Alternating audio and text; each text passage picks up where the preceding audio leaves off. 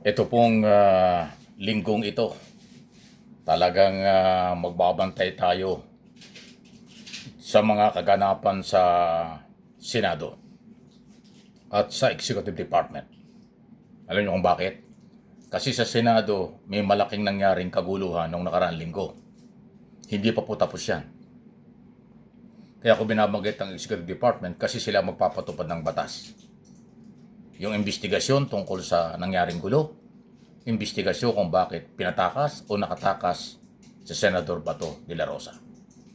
Sabi nga ng ombudsman, anong klaseng senador yan? Takot sa batas, tinatakbuhan ng batas. Totoo naman po yung sinabing yan. Ako'y naniniwala rin doon.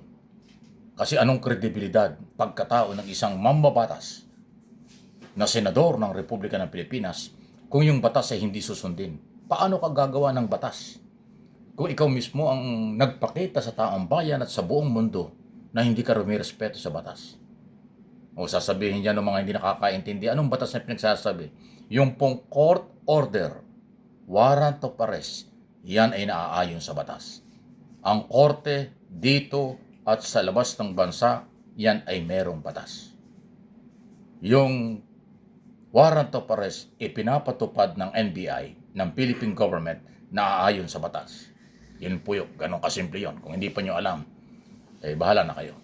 Ganun pa man, ito hong dalawang ito, Senado at Kongreso, ang Senado at Executive Department ang dapat bantayan. Ang Kongreso hindi na dahil sa Kongreso tapos na yung article of impeachment, tapos na rin yung pagbubuo ng 11 team prosecutor. Yeah, ready na ho sila sa trial. Pero ito pong pagpapalit ng liderato ng Senado, although internal yan sa Senado, pero nakaapekto sa seguridad, politika, at yun yung kaguluhan na first time nga pong nagkaroon ng putukan sa loob ng Senado. Nakakala mo merong matinding kalaban. Ay sila yun. Yung Senado, gobyerno, ang NBI, gobyerno. Dati ko na sinabi, inuulit ko lang. Sila yung nanggugulo sa mamamayan, yung gobyerno. Itong ating kasalukuyang gobyerno, ang daming problema. Dahil, alam niyo kung bakit? Huwag kayong magagalit. Personal kong opinion ito. Mahina kasi itong gobyerno natin. Sabi nga ni Senador Drilon, dating Senate President, dating veteranong senador, failure of leadership ng Executive Department at ng Senado. Totoo yan, kaya naging failure. Bakit? Yung mismong Senado ang umasta na akala mo sila'y makapangyarihan sa lahat. Kaya nilang magkukup, magdepensa ng isang senador na may warrant of arrest. Pang-aabuso yun. Ito namang Executive Department na magpapatupad sana ng batas, nagkawindang-windang pa sila. Iba yung posisyon ng NBI at ng Department of Justice. Iba yung ginagawa ng PNP at ng Department of Interior and Local Government. Pero lahat yan, for your information mga kaibigan, ay nasa Office of the President. Lahat sila Office of the President. Pero magkaiba. Ang sabi ng NBI at Justice Department, may warrant of arrest, dapat hulihin si Bato de la Rosa. Sabi naman ng DILG at ng PNP, wala kaming warrant of arrest, kaya hindi namin siya huhulihin. Anak kayo ng... Ang sarap niyong pag-untugin, sabi nga ng mga salitang kanto. Ang sarap niyong pag-untugin. Iisa ang gobyerno, magkaiba ang inyong paniniwalang at galaw. So yan ho sinasabi ko. Failure of ng leadership.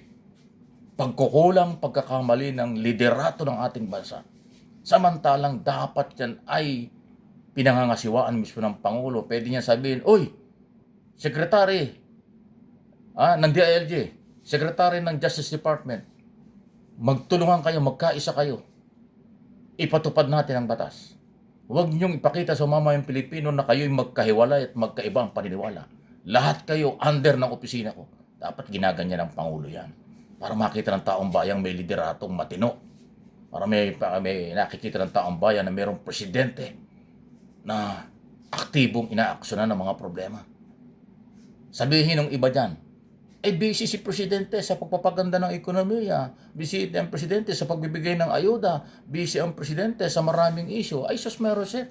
Alam mo, ganitong kasimple lang. Simple lang, ito ho yung halimbawa. Huwag kayong magalit. Hindi naman ako nagmamagalit.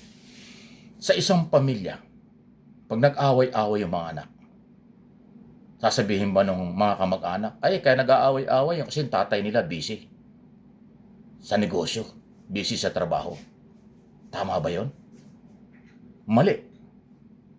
Pag nag-away-away ang pamilya, yung padre de pamilya, yung nanay o yung tatay, kahit gaano ka busy, magbibigay ka ng panahon sa anak mo para ayusin mo kung bakit siya, alamin mo kung bakit nag-aaway. Yun ang buhay ng mag-asawa at ng padre de pamilya. Hindi puro trabaho, pera at kung ano-ano. Yung problema ng anak, ano ang pagkukulang, anong pagkakamali, bakit sila nag-aaway. Yun ang dapat kasuhin. Ganon din ang Pangulo. Magkataliwas ang sinasabi ng DOJ at ng NBI kumpara dun sa DILG at PNP. Hindi ko po sila pinag-aaway. Pero in public, ang dating, sila yung nag-aaway, hindi yung mamamayan. Hindi ako nakikialam, hindi po ako nagmamagaling. Akin lang hong gustong ipaliwanag ano ang kanilang responsibility sa ilalim ng kanilang sinumpaang tungkulin. Ang gobyernong Pilipinas, isa lang. Isa lang ang presidente ng Pilipinas. Isa lang ang saligang batas. Isa lang ang commander-in-chief. Yun ang dapat nating maramdaman. Sa ngayon, pasintabi na po sa mga Marcos loyalists, Marcos supporters, naramdaman ba natin? Nagbigay ba ng mahabang panahon ang Commander-in-Chief dito sa isyong ito? Na para bang ang mga tao pa ngayon ang nagde-decide at nagtatanong ako lang sa kailang sarili, sino bang aming papaniwalaan? Ang NBI ba or DOJ?